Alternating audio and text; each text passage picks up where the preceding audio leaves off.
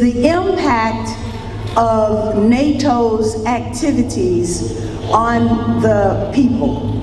They claim that they are responsible for a humanitarian intervention, but they are creating a humanitarian crisis.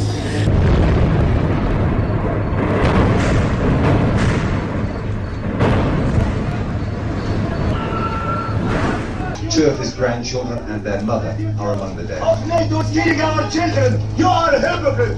Next to Mr. Al-Hawaldi was his son Khalid, mourning a pregnant wife, a 3-year-old son, and a 6-year-old daughter. This is our army! This is my soul, my kid! This is not an army! This is a kid! This morning, NATO admits that an air raid on Libya's capital, Tripoli, killed civilians on Sunday. The power of the explosion blew a double-story dwelling to a heap of concrete, chunks of rubble, and twisted reinforcing bars. It appears that one weapon did not strike the intended target due to a weapons systems failure.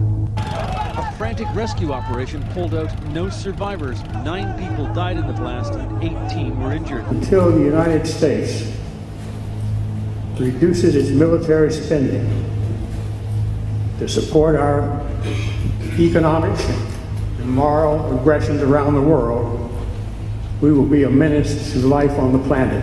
When Eisenhower was going out, Eisenhower was warning the American people and the establishment, beware of the military-industrial complex. And what he was saying, that we will move to war in order to feed that monster. So America now engaged in 3 wars, spending billions of dollars. This is an imperialist war. They know that Libya has the largest oil reserves in all of Africa, the 9th largest oil reserves in the world. If no new oil fields were discovered in Libya, and many will be discovered, but if no new oil fields were discovered, at the current rate of production, Libya has enough oil to produce at this level for the next 63 years.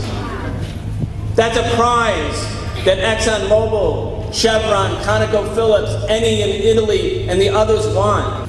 They didn't start to carry out regime change in late February or March.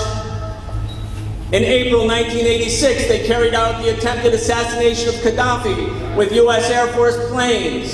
They bombed his house then. He wasn't about to, quote, massacre a group in Benghazi. They've been trying to carry out regime change in Libya since the 1969 revolution, when Libya stood up and said, Libya belongs to Libyans. They've come out here with their green flags to show defiance, to show their support for Muammar Gaddafi and his regime. And they swell to the front in great numbers to hear an audio message from Brother Leader. This is the first time they are facing an armed nation of millions. They will be defeated.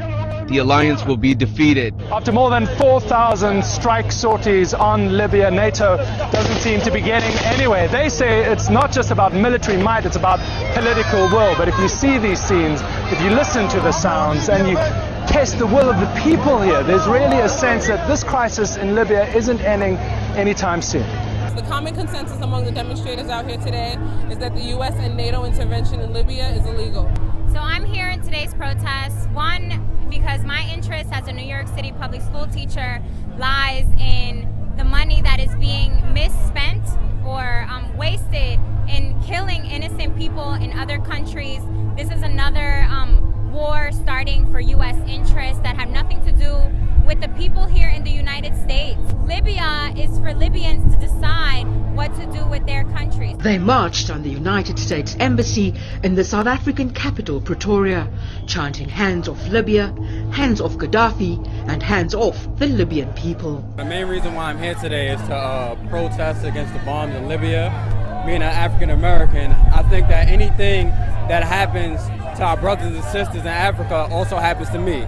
So when you're bombing Libya, you're bombing me too. The big demonstration will culminate, as Viola said, right here in Harlem, August 13th, and that's a demonstration which we can make to be a historic event.